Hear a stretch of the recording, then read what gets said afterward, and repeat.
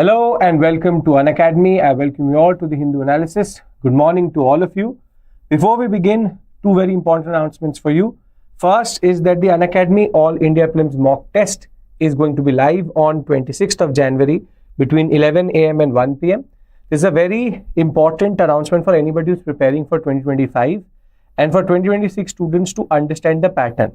So now you can use this opportunity to use these mock tests in order to assess your preparation. The evaluation part of your strategy should be sorted out here.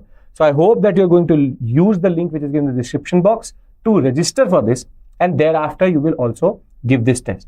For anybody who's preparing for 2026, this is a way to understand what is the basic pattern of the examination. It will give you a feel of the examination. So I urge both the candidates to register for this test. You will also get an All India rank. Who is preparing for 2025, it is a very important moment. The second thing is, after the success of Bangalore, we have Mukesh sir and Sarmat sir coming to Hyderabad at the Federation of Telangana Chambers of Commerce and Industry, FTCCI, in Hyderabad on 25th of January, which is Saturday at 11 a.m. You can meet Sarmat sir and Mukesh sir for complete guidance to crack IS in the first attempt. Again, use this QR code, link, and everything else is given in the description box. I really urge the students who are in Hyderabad to meet them, to interact with them, to understand the basic pattern of the examination, what should be the preparation strategy. This will allow you to further get inspired and motivated by both of them. So therefore, please do register. For anybody who's in Hyderabad, we had a very interesting and a very important interaction in Bangalore. After its success, we are now coming to Hyderabad. Now with this, let's talk about the PDF. The PDF of this session will be available in this Telegram channel. You can just scan it. And we will be discussing 6 articles today. And all of them have an interesting interconnection but larger understanding about the UPSC preparation itself. The first one will be about something which we all face on a day-to-day basis, which is called spamming and the concept of unwanted calls. What is the TRAI doing for that? Thereafter, we'll talk about a very interesting article which came from Harbansh Mukhia, a very celebrated historian, and he talks about how there are layers in history which need to be accounted for. Then we'll talk about the insolvency and bankruptcy proceedings and the code of 2016. What are the issues in that? Thereafter, we have a Q3 report of investments, a very interesting naval exercise happening in the Indian Ocean, and last but not the least, an update on something which we've discussed on the same platform with regards to rat hole mining. There are other aspects to this newspaper which will be separately covered. For example, the ceasefire and the communication between Israel and Palestine. That will be covered in a separate video because that needs a little bit of context and a more detailed analysis. So therefore, that ceasefire is now going to be covered separately. I am trying to concentrate on things which are related to GS paper 3 and other aspects which can be done within this time frame. So let's look at the first topic, which is how is TRAI or TRAI trying to combat spam? Now, we all have gone through this on a day-to-day basis. We get unwanted calls, we get unwanted messages. We are in a critical moment preparing or in a meeting. We will get calls which seem to be quite important. We have automated calls coming through. We have loans being pushed to us via these calls. But what is bigger issue here is the idea of the OTPs which come, which may be unsolicited or are problematic. Meaning that if you get an OTP from a legitimate source, for example, the bank, that makes sense.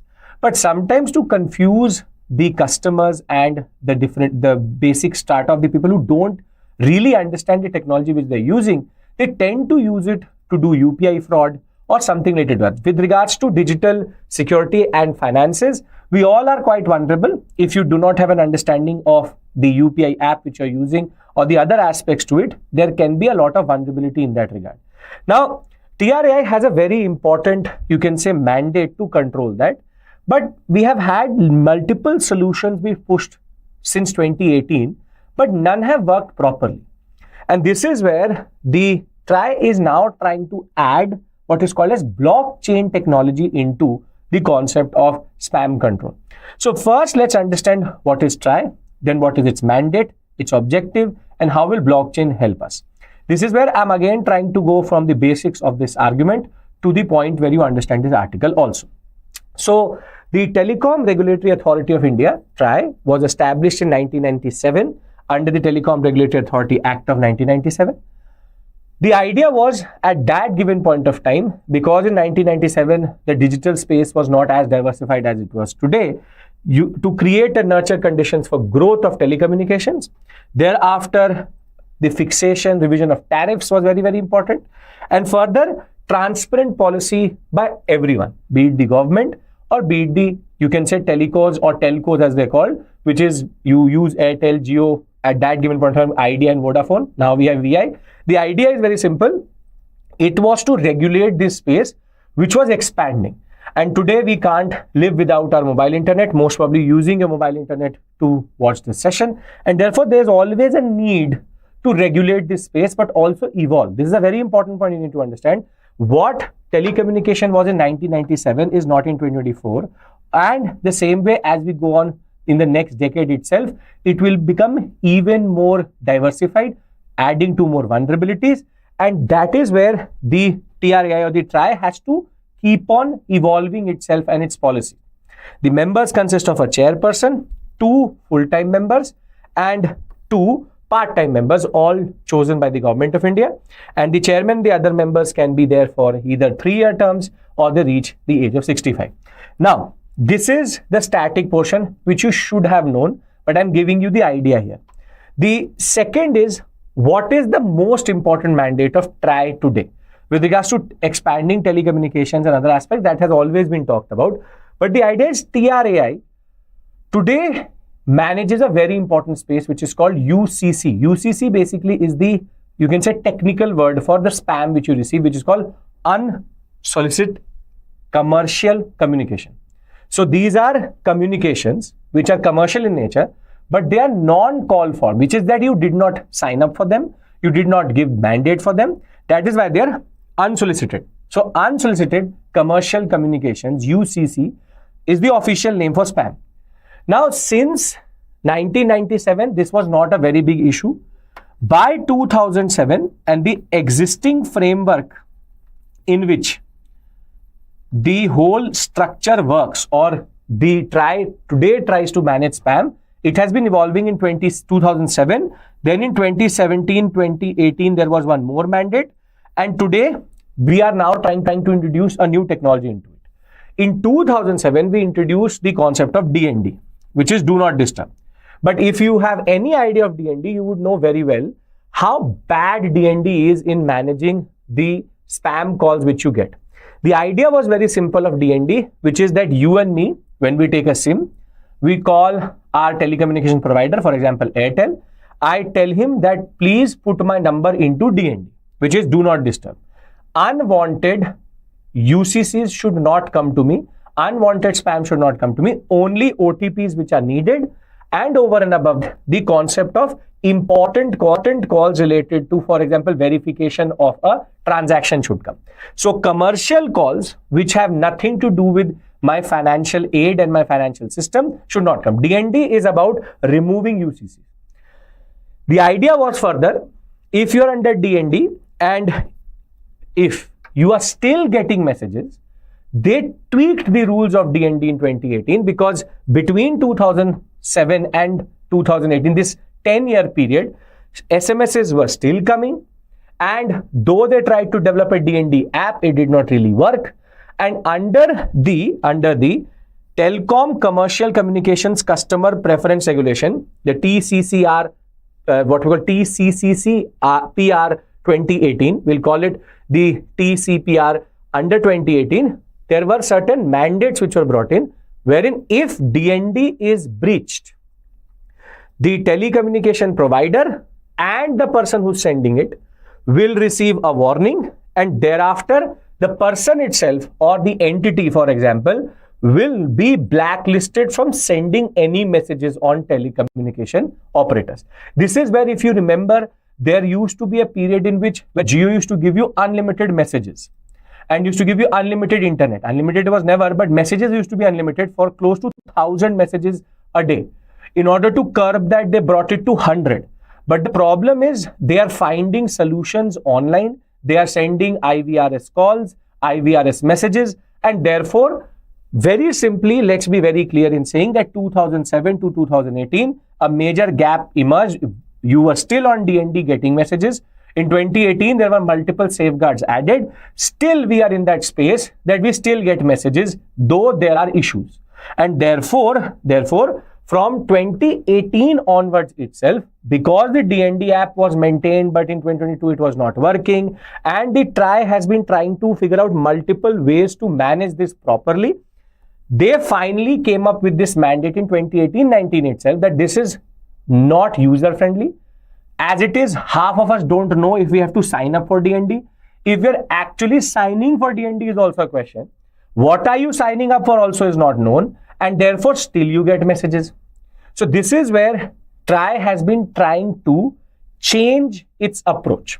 So what I've told you till this point is what is TRAI, what is the existing setup, which is generally DND based understanding, which is do not disturb registry, and the idea related to certain safeguards and penalties if it is breached. However, with changing technology, with Bitcoin rising, there was a certain moment of, you can say, eureka for the government that we can use blockchain technology to get this issue sorted. Since 2018, there was a lot of backlash because mostly blockchain was used in financial services. But now we are coming to a space where TRAI is trying to actually put this into effect because blockchain technology itself has gone beyond just Bitcoin and Ethereum and the what we call as fiscal space. Now here I'm saying using the word blockchain. So I'll try to qualify this word. What do you mean by blockchain itself? Now when we talk about blockchain, very simply it is called a distributed ledger technology. And let's try to understand it vis-a-vis what happens today. What happens today is, let's talk about first finances and then we'll expand it into other spaces. Today, if you have to do any transaction, all transactions happen from a centralized server, which is if you have an account in the Axis Bank, for example, Axis Bank, they have their own server. You send in a message into the server that I want to do a certain transaction. Please send me an OTP. The server sends an OTP back to you. And thereafter, Axis Bank sends the money to the receiver. This is where you can see that if there's a centralized server, there is no way to accredit fraudulent transactions. Meaning, if I give this information into the server, it's a centralized server. If this server breaks, there's no way to recover it back. Further, any movement into this server is not properly recorded. Meaning, if today I do one transaction, but 3 OTPs go through, there's no way to accredit why did the other 2 OTPs come through. Meaning, it is just a request being sent to the server and server is now pushing it back into the system. So therefore, there is an issue of centralization. If the central server fails, as it is, it will break the whole banking system. Further, there is no way to cross-authenticate and check each and every transaction. There are multiple cases. Itself where you did not share an OTP, but your money got debited. Why? Because they either cloned your phone or it was a way to bypass the OTP system or they hacked your phone. This is where sometimes what happens is that the bank would never accept their, you can say, fault and say that you somehow shared an OTP. The onus of that, you can say, fraud is on you, not on the bank. This is where you don't have any proof to show. The bank can easily say that we do not have any, you can say, mechanism to check if the request came or did not come. And this is where the whole centralized model does not really work well. In order to make, and it also brings in a lot of problems, in order to make this issue, you can say, much more transparent, which is the concept of immutability, meaning nobody can mute these transactions, the concept of blockchain was developed. Under blockchain, what happens is every transaction happens in a certain ledger, which is not on one system, but on multiple systems. When it is on multiple systems, these systems note every transaction. And in order to break or see the note itself, they are encrypted, which is called cryptography. If you've seen a certain session, which I have taken again on cryptography and encryption, you would know that the keys and the encryption is done behind very difficult mathematical problems. You have to break that mathematical problem to get the key in order to understand what the transaction is. If a transaction is initiated, it becomes a block in a certain chain of transactions. It is then sent to every, you can say, decentralized ledger. Once the decentralized ledgers say that, yes, we know that this transaction is happening, then it is added into the blockchain. The idea is every transaction is in a way encrypted and in a way stored on thousands of computers in a blockchain, and every transaction can be accounted for. Nobody can alter a blockchain because that is where the technology becomes more or less, you can say, anti-hacker proof, though it can be done, but the idea is you would be able to see that somebody played with the blockchain. Blockchain holds information in thousands of decentralized servers. Therefore, nobody can hack one system and change the ledger also. The problem with blockchain is in fiscal transactions is the idea of anonymity. A lot of terrorist organizations, a lot of, you can say, anti-social elements are using the blockchain, using Bitcoin, multiple forms of cryptocurrencies to send, you can say, money to unwanted entities and institutions in the society. But with, you can say, new technology comes through new problems. But this very specific type of decentralized ledger-based technology, how can it be applied into spam, and how the TRAI or TRAI is trying to introduce it is very interesting.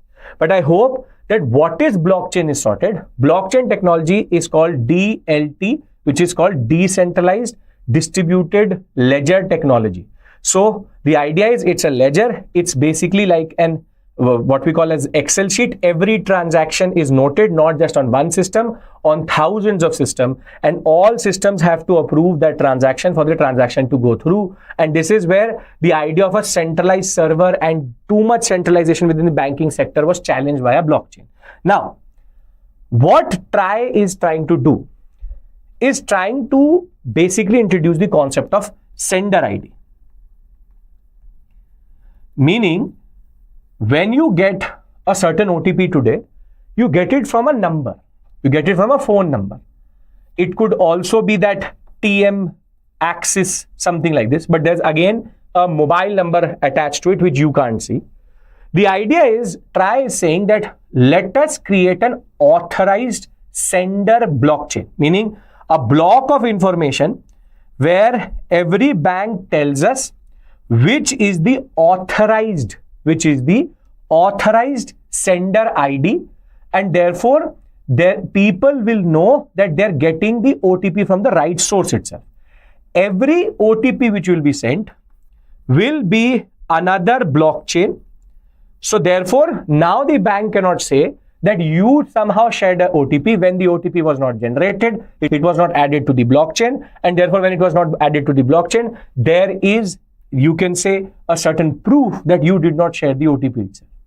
Further, though there's a lot of backlash for that, they're trying to also create a certain, you can say, exemption list, a blockchain of exemptions under DND, and if that number is breached, there will be proof that that number was breached through the blockchain itself, because somebody would try to, in a way, use that, you can say, information. So what they're trying to use is the immutability, the idea that you cannot remove that transaction from the blockchain itself. This is where the data is recorded in the most transparent manner possible. So blockchain technology will allow for a distributed ledger to have approved senders of SMSs. This is not pick up the message itself, look at the message itself or pick up the call itself, because you know that the OTP has not come from a certain sender which is not listed by the bank itself, and that would be shared with you. And therefore, phone number based fraud which is happening, where people are getting digitally arrested also nowadays, these issues could be in a way resolved. Wherein, though there are multiple challenges to implement this at a, you can say, world scale level, or in what are called an international transactions and international calls which are coming nowadays, that is a separate issue altogether. But the idea is, since 2018, they've been trying to push this, but there will be now at least some attempt to create under the 2018 laws and what we call as act itself to create a certain blockchain ledger in which spam transactions could be taken out and legitimate senders could be identified. So you can say the sky is the limit here, how they use it. But for you, this is an important concept because the Department of Telecommunications is already having what is called a Sanchar Sarthi portal and a reporting site called Chakshu. Chakshu allows you to report, you can say, fraudulent numbers into it. Thereafter, stakeholders can report fraudulent transactions also, and they can also move to cancel number of unauthorized telemarketers and scammers. Imagine if Chakshu can be in a way linked to blockchain and all of us can contribute to the blockchain. Therefore, we can get one ledger which has all the numbers which are blacklisted. This may allow us to also accredit and check if we are getting the call from a spammer or from a proper authority itself. So therefore, anywhere we have to store information, storing it in a blockchain may be also significant and interesting. How will you get a question in the examination? You will get it like this. Blockchain technology holds promise in the sphere of telecommunication. In the sphere of telecommunications, it holds promise and the issues related to it. Do you agree? Here you would have to talk about how this can be applied in the telecommunication space, and you should talk about how it can help in removing the what we call a spammer and the scammer aspect of it, and therefore allow us to have an information repository through which you and me can very quickly check if we are being scammed or not. Very interesting article, but something which will be very relevant for GS paper 3. And blockchain technology is static now, used to be current affairs, now static. You should go through blockchain technology before you go into the examination. With this, we move to the second article. I hope all of us are on the same page with regards to this, which is a historian's perspective. Very interesting article written by Harbans Mukhia himself, very celebrated author, very celebrated historian. I had also the, you can say, privilege to be taught by him and interact with him. One of the, you can say, sought after historians in that regard. He has a very interesting take on things and he talks about 2 to 3 very interesting aspects. See, we have something called history. History, the way you want to interpret it, the way you want to define it, is just the, you can say, the story of the past. It could be the story, it could be the reconstruction, it could be the, you can say, story plus reconstruction, meaning reconstruction is done through evidences, the story comes out of the evidences itself. What I'm trying to argue to you is that history is a very big function of its sources. Meaning, sources are what gives you history. There's a very important point you need to understand. And he says that when we talk about history writing as a methodology, as a profession, as a historian, you have certain rules and principles which you have to follow. Meaning, because there are archival sources, there are manuscripts, there are inscriptions, there are texts. As a historian, you have to take into account 4 to 5 very important rules and methodologies into consideration. First is called that your primary source should always be authenticated, in the sense that you should know what you are reading, where does it come from, wherein comes the context. Meaning, if I have an inscription, I should know where is it found, what is the context in which it was written, which period does it refer to. So basically, primary sources, be it archival material, be it manuscripts, or be it the concept of inscriptions in text, their context matters. Their context matters. And when their context matters, there are multiple things which need to be done in order to use that primary source. For example, you have to critically evaluate it.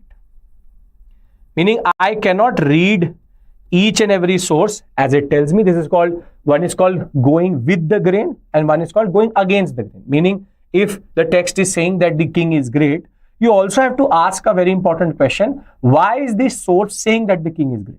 This is called reading against the grain, which is a source can be in a way eulogical, which is it tells you a story of praise. It can be commemorative, it can be commemorative, you can be celebrating something. So therefore, primary sources, their context and their reading needs to be critical. Further, there's something called corroboration. A lot of my history optional students would be getting a deja vu. We discussed this as a way of historian methodology, which is corroboration means that you don't rely on one source. Meaning, if I'm reading one source, there's a very good chance that I am in a way painting my image through the image or the text or the narrative of that person. I need to have at least 2 to 3 sources which allow me to, in a way, corroborate the ideas, which is the data which is given, the concept which is given, the image which is created. I need to have multiple sources to create a more critical and holistic picture. And last but not the least is called triangulation. Triangulation is basically corroboration.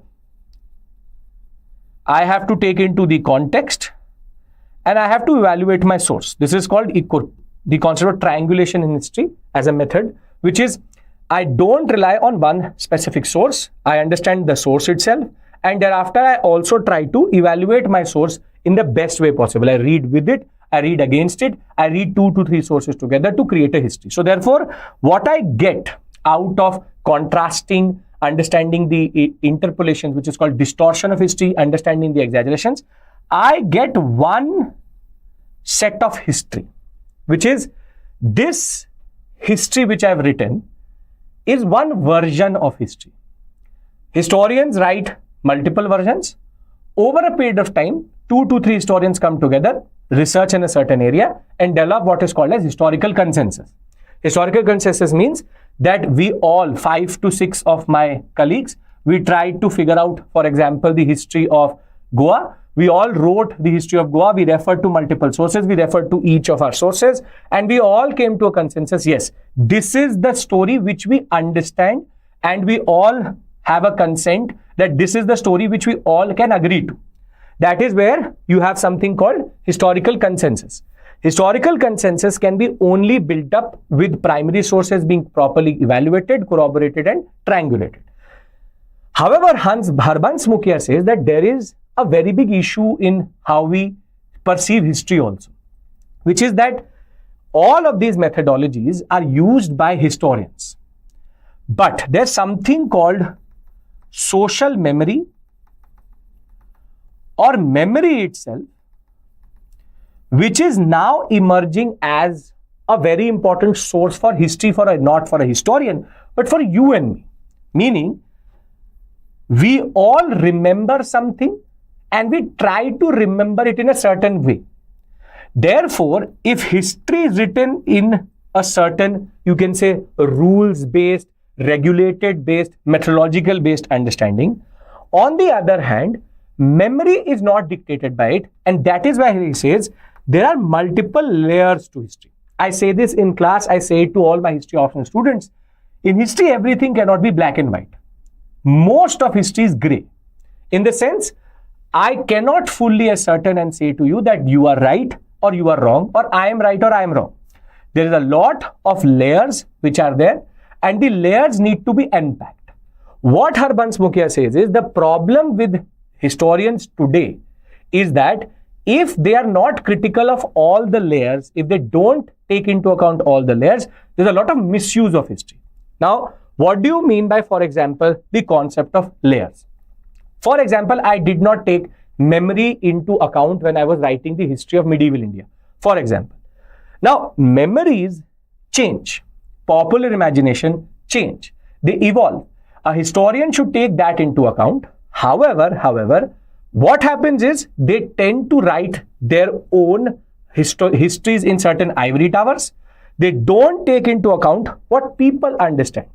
And they tend to then take into account these memories later by the time that memory has been misused. And as much as I can write multiple histories, if I don't take into account the memories will prevail. A very good example, 2 very interesting examples are given, which I also give in class, very interesting example. First is the concept of Akbar's Navratan. There is a concept that Akbar had 9 important personalities related to him. They're called Akbar's Navratans. Now, Navratan everybody knows because it is part of popular imagination. Because of Birbal, we have an understanding that Akbar had Tansen, Birbal, Todarmal, these people around him, and therefore Akbar had a conscious policy to have 9 people representing 9 different spheres. Therein lies the idea of memory and popular imagination. But if you actually see the history of that period, if I go to any source related to Akbar, there is no reference to Navratan as a word or Navratan as a concept itself. By chance, there were 9 people. It is only in 18th century when the British started to write the history of this period, they started to distort this history by saying, no, he had a conscious policy. This is called popular imagination, social memory, not fully taking into account history itself, or history itself not taking into account social memory. Now, one of the best examples which he gives in how social memory prevails over history is the question of Jodha Bhai, or the concept of Jodha Akbar. We all again know about Jodha Akbar. I've said this multiple times in multiple spaces, in multiple platforms. We all know about Jodha Akbar. We all talk about Jodha Bhai itself. And this is where history itself has been superseded by popular imagination, because if you go to the history of Rajasthan, if you actually look at the history and genealogy of the, you can say, Rajputs there is no Jodha Bhai with the perspective of Akbar. Harkha Bai was the mother of Jahangir. Harkha Bai was the wife of, you can say, wife of Akbar. Jodha Bai was not the wife of Akbar. Rather, in multiple sources, we know that Jodha Bai was the wife of Salim, which is Jahangir. And this is where, because popular imagination remembers Jodha Akbar, even when we historically know that there is no Jodha with regards to Akbar, it is Harkha and Akbar, and Jodha is related to Jahangir and may not even exist in the archive itself, we still talk about Jodha Bai. Satish Chandra actually wrote a letter to the filmmaker who was making the Jodha Akbar story itself, saying that what you're showing is a distortion. There is no Jodha Bai with regards to Akbar. There was no wife of Akbar called Jodha. It was Harkha. And over and above that, what you're telling a story is not of the husband and wife, but father-in-law and daughter-in-law. But the filmmaker said that in popular imagination, we remember it like this. So I will not change the script because you are telling me history says something else. This is where Harbans Mukhya argues that sometimes these layers dominate. And the importance or the reason why these layers, these social memories dominate, is because of the fact that there is no account by the historian for these things. This is where he gives a very interesting, you can say, concluding line, which is that historians tend to insulate themselves from social memory, and social memory, what you and me remember, is more important than what a book says, because not everybody is going to read the book. What we remember collectively is more important. This is where does the line between social memory and history actually stop is a very big contagious issue. Historians insulate themselves saying, no, that is fiction. Jodha Bai is fiction. What I am writing, Colonel Todd's mistake, is Harkha Bai. But the problem is I write it within an academic space, but in the popular imagination, there is still a fictionist, or what we call as a fictitious character called Jodha and Akbar as a pair. This is where insulating oneself from social memory is the problem which he points out. Historians should not always insulate themselves from social memory. Rather, they should also take into account popular imagination, memory as sources, which we actually do nowadays. We were taught in our MAs and MPhils and our PhD coursework that oral history, popular imagination, social history, micro-histories are more important because they capture a different set of understanding itself. But by taking popular imagination and memory into account, we get layers which have been in a way ignored. And therefore, he says, archive text inscription is one thing. Memory and oral histories and what we call as popular imagination should also be taken into account. Historians should account for the evolution of these popular imaginations, should account for the evolution of these memories. Therefore, because they have the expertise and they have the, you can say, skill set to critically analyze these layers itself, a holistic, you can say, overall perspective should be created. So therefore, the argument which the article points out is history has multiple layers. If historians will leave the layers by saying that this is fiction, then people will misuse that layer to create a new narrative itself. Rather, a person who has the expertise to deal with that section in a better way should do that and therefore create a more holistic and complete history itself. It is a very interesting line. History speaks more, you can say, consequentially only when it speaks it's in its entirety, meaning when it is holistic in its entirety, then only it is beautiful and consequential. If historians will do selective reading, that will be problematic. This is where he talks about a very interesting space, and you can get this question either way, in essay, in GS paper 1 or in history optional. The line between history and social memory is blurring.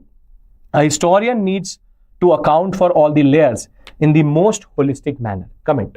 This is about historians' methodology. This is about historical memory and how social memory still prevails over the concept of history. Somehow the academic space of history is relegated, though written in the better way, to social memory, because social memory is relegated by the historian as a source. Therefore, there needs to be a marriage of these two concepts. Very interesting article and very important for anybody who's preparing for history optional specifically. Moving on, we move to a very big issue which we see today, which is insolvency and bankruptcy proceedings and code itself. See, in India, it is easier to create a company than to close a company. Meaning, you just have to go under Companies Act, register yourself, you can have a small factory, you can do a lot of things. Registrations will happen very quickly.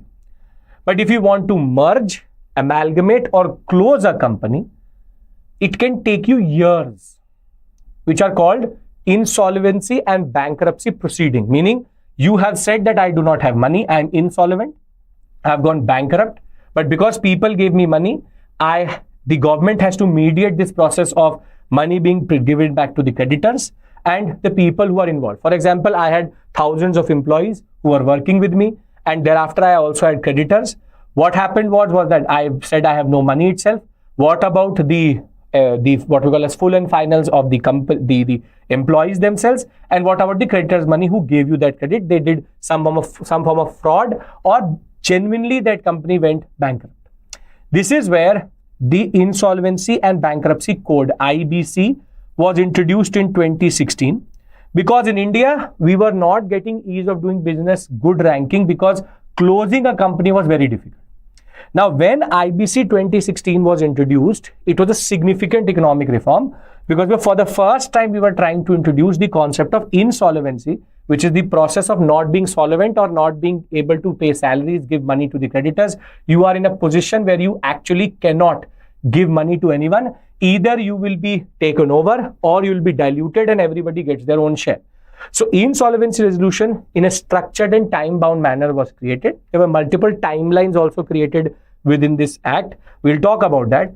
But with regards to the Supreme Court, recently Supreme Court, in the judgment which it gave for Jet Airways versus the consortium of Murari Lal Jalan, it said that there are multiple issues in the insolvency regime. The time taken for this insolvency itself, insolvency proceeding, was too long, and therefore we need to do something about it. There are structural, procedural, and you can say even institutional issues within the IBC 2016. Now, IBC 2016 is for applicable on companies, limited liability entities, and individuals, meaning it can apply on anybody and everybody other than financial service providers, specifically banks. Therein, they created a certain time frame. The time frame under IBC 2016 was that the entire insolvency exercise, identification, understanding the creditors and the employees, and dilution, merger or takeover, and thereafter you can say basic proceedings up till this point should be done in 180 days under the IBC, can be further extended if the creditors agree to it. For small companies with annual turnover close to 1 crore, this should be done within 90 days, can be extended till 45 days further. But debt resolutions can go for liquidation also. There are multiple aspects. Which are talked about. You can see one thing, as we speak, I'm getting a spam call. This is the issue. This is what blockchain technology is trying to manage. This is a random number coming from Ahmedabad, Gujarat. This is a spam call. This is what blockchain can sort out so that I can identify what is the issue. This is what the first article was about. So when we talk about the code itself, it creates a time-bound structure in which everything needs to be managed. And there is something called the Insolvency and Bankruptcy Board of India, IBBI, appointed as a regulator. 10 members are there, all appointed by the central government. And further, it can take up insolvency professionals on board to use the code. This is, you can say, the basic static portion of this topic. The idea was 90 plus in further extension by 45 days for companies with small turnover, if very big companies, 180 days, and can be extended further if the creditors agree to it. The idea was within a year it should be sorted. Within 365 days it should be sorted. But the article points out that this is not the case. Now, how do we take into account for that? This is where the IBBI is not the problem. They say that the IBBI is not the problem. The regulator is not the problem. There are two entities which are there. One is called the NCLT. The other is called the NCLAT. The National Companies Law Tribunal, which is called NCLT. And the other one is called National Companies Law Tribunal Appellate Authority, meaning you can go for appeal to the next body. So you have IBBI creating the, you can say, structure under which resolution proceedings are adjudicated by the NCLT. NCLT, if you're not happy with its, you can say, proceedings and the judgment, you can go to the National Companies Law Appellate Tribunal. So you can appeal against the NCLT. So there are two authorities which are in context here, NCLT and the NCLAT. Now, what does the author point out? Very important, next 5 to 10 minutes, because this will give you all the issues and the way forward in this section. And it is a very important article that is. The first issue which they point out is double burden. Double burden means that they take regulation, you can say they take issues and cases under both the IBC 2016, which is Insolvency and Bankruptcy Proceeding 2016, but they also take Companies Act violation adjudication also, which means they are trying to work with two laws, and therefore the volume of cases which comes to them is extremely high. So there is a very big volume of cases which come to NCLT first and then goes to the NCLAT, and therefore volume is very, very high. But this is one of the, you can say, simplest problems which they have. The second is much bigger issue, which is the judges plus the professionals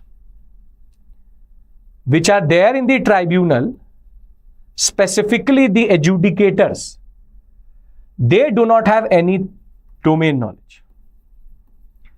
And this was noted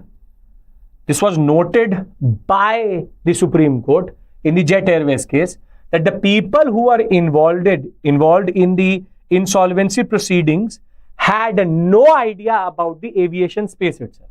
What was the issue? Why Jet Airways was going insolvent? Why it was going bankrupt? They had no idea whatsoever.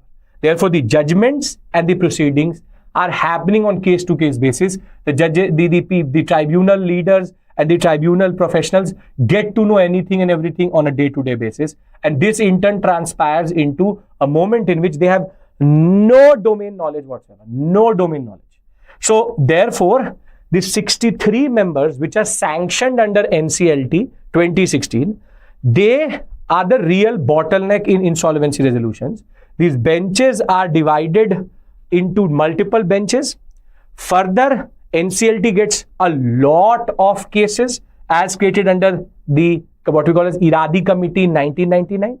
And what is the bigger issue here is that not able to operate full day working even when the volume is very, very high. So there is procedural issue. One thing is they have double burden. The other one is they have no domain knowledge. Further, they have procedural issue, which is they don't work the whole day itself. There is too much of volume coming through. And this in turn is leading to the average resolution time to be 716 days rather than being 180 days itself. This has gone up from 654 days in the previous fiscals to 716 days in the fiscal of 2023-24. Meaning a basic closure date, closure is taking close to 2 years. Close to 2 years, which is beyond exception unacceptable. So one thing is that they have double burden, then they don't work throughout the whole day, then they have no domain knowledge itself. If that was not enough, there is red tapeism, which is they are in a way caught up in that bureaucratic form of getting everything sorted. There is no specific bench for mergers and amalgamation, meaning a dissolution proceeding and a merger and amalgamation proceeding happens in the same bench itself, which is also problematic. Things which should be done quickly are not being done quickly. Rather, it goes into that Tariq pe Tariq tradition, which happens in NCLT quite a lot. Further, if that was not the only issue, there is no procedure to urgently list any proceeding. It has to go through its, you can say, standard due course, which has been created by the NCLT. Fifth, it is very slow and there are procedural delays because either they don't understand the subject matter itself, they don't understand the merger, they don't understand the dissolution, they don't understand the domain itself. Further, there is no use of alternative means of resolution. Meaning, if there is a dissolution or the concept of the fact that a company has to be closed, there is a conflict between the creditor and the company. Rather than going for arbitration, they are sent into the same process of NCLT, NCALT. There is no way you can expedite this process quickly. So from 180 days, that is why I get 716 days. You can use this 716 days data, very significant for you in the larger context of things. Further, they do not have infrastructure also. Meaning these all benches sit in what we call as procedural halls, which do not have sufficient, you can say, seating. They do not have the right space to take these cases itself. And therefore, it creates a very big mess in which we still are lagging in insolvency. So the idea here is very simple. What is the IBC 2016 I've discussed with you? I've discussed with you the NCLT and the NCALAT also. I've discussed the Iradi Committee under which the NCLT was formed. Further, I've also discussed the basic rules and regulations as codified under it. But the story is what should be done in 180 days maximum is being done in 716 days. Now, how do you explain this? This explanation I've given you from the following points itself. Double burden, too many cases. The judges and the professionals are not domain experts. They have no idea about the domain which they're giving judgment on. Red tapeism, slow proceeding, cannot put in urgent listings itself. Further, no alternative means are used and infrastructure itself is insufficient. But it would not be a discussion on UPSC if we don't discuss way forward. The way forward in this whole concept is you can reverse all of the points which are problematic to then make them way forward. But I'll give you 2 to 3 very specific way forwards. One is called mixed hybrid approach when it comes to bench being constituted.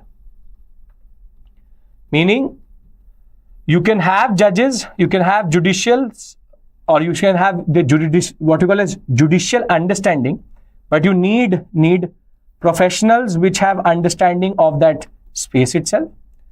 Second, you need specialized benches, meaning one bench for dissolution, one for merger, the other one for consolidation and amalgamation, meaning you have to sub-categorize the benches so that every bench has its own specific domain and they can sort it out properly.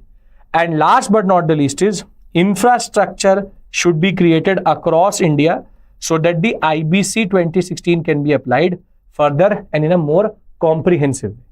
So this article in that way was quite comprehensive because it gave us multiple concepts which were related to the IBC 2016, further the hybrid approach which is taken, further the specialized benches, and thereafter the infrastructure also which is there. So therefore, it gives you the issues, biggest issue being this. This is the biggest issue, which is the time period is too long. It's too long. 716 days is too long.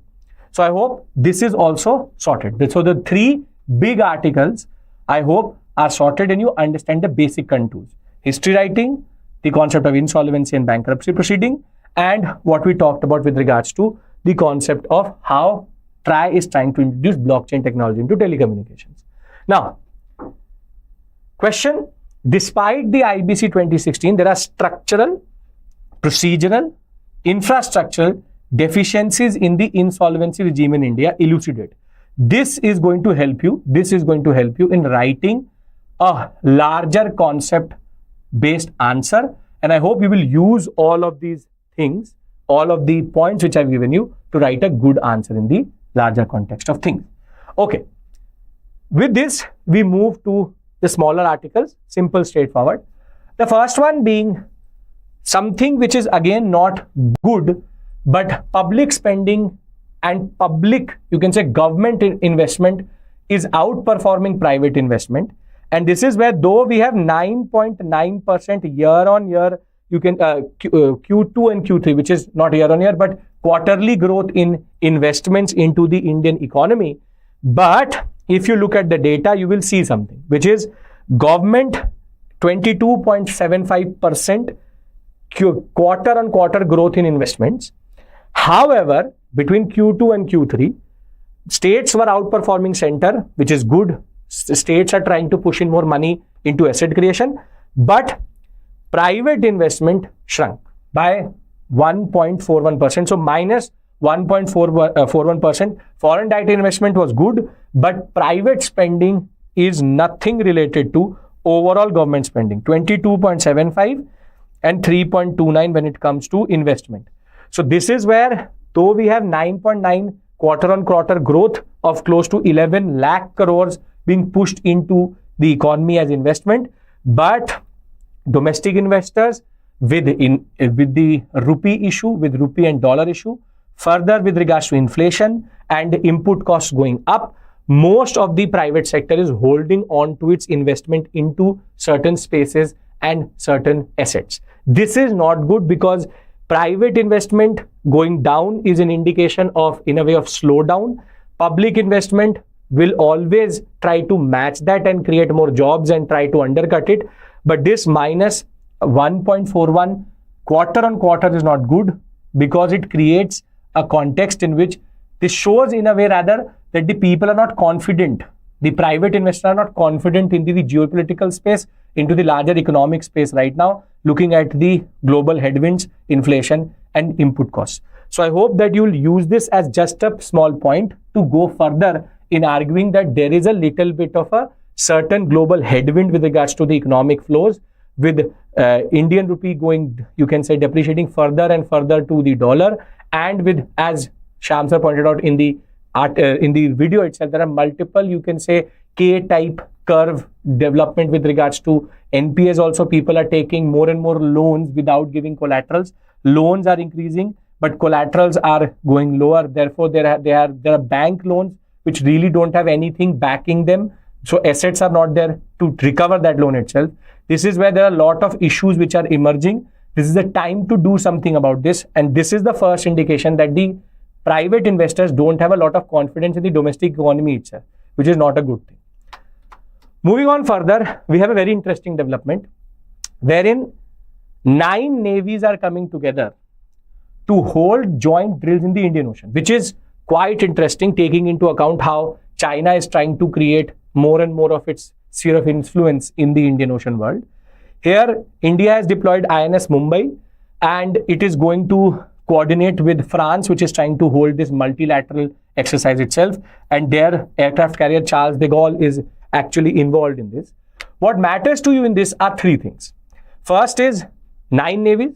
Which are these 9 navies which are involved? And last but not the least is, what are the specific areas they want to concentrate on? Here, they're talking about the Strait of Malacca, very important, Sunda and Lombok. So basically the Indonesian sector in that regard, one with regards to Indonesia, the other one with regards to Java, the other one with regards to Bali, the straits there. Malacca, Sunda and Lombok straits are now in the news. And the 9 navies which are involved here is Australia, Canada, France, India, Indonesia, Malaysia, Singapore, UK and US.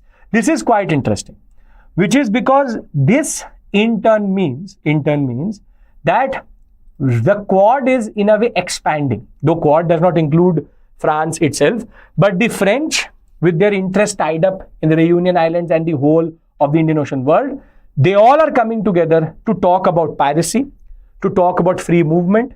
They're talking about maritime trade. They're talking about illegal migration, drug trafficking, and tsunami and earthquake monitoring also.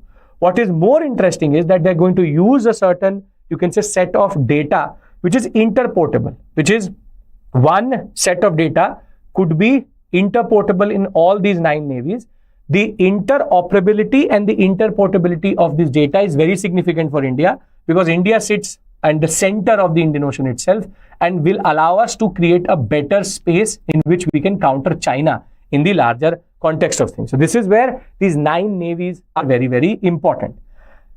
Last but not the least is an update for you with regards to Assam now going head on against rat hole mining.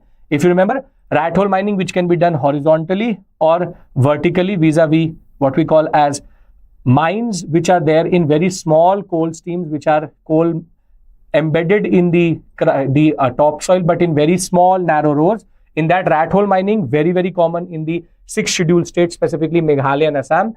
And Assam has gone after 13 mines. They've identified 220 rat hole mines in and around that Meghalaya and Assam border. And now they're going against it. This is an update where finally the state governments are stepping up. We already have discussed that how on 6 January, multiple coal miners lost their life because of flooding of the rat hole mines itself. And Assam, Meghalaya, this is going to be very significant for anybody who's writing the mains this year. This has been in the news quite a lot. What is the need, why, and how it only happens in a certain sector? How are there exemptions? We've discussed this in a lot of detail previously also, but just to give you an update with regards to this, the idea is very simple. Rat hole mining needs to stop. We have to, in a way, make sure that the state governments have the mandate for that. So, on this note, I'll wrap up this session. We had a very interesting discussion with regards to NCLT, NCLAT, with regards to how history has layers. And a historian, we have the responsibility to talk about those memory and these layers itself further. We also talked about how TRAI is introducing blockchain technology into something which has been a very big issue for all of us, DND. And DND really doesn't work. So we need new modern technology there. We talked about the 9 navies. Remember the 9 navies. It will be important for you. Remember the 3 states which I've discussed with you here. And further, I've updated you with regards to the concept of rat hole mining. Thank you. I will see you tomorrow with another set of issues. Thank you. Take care. Bye-bye.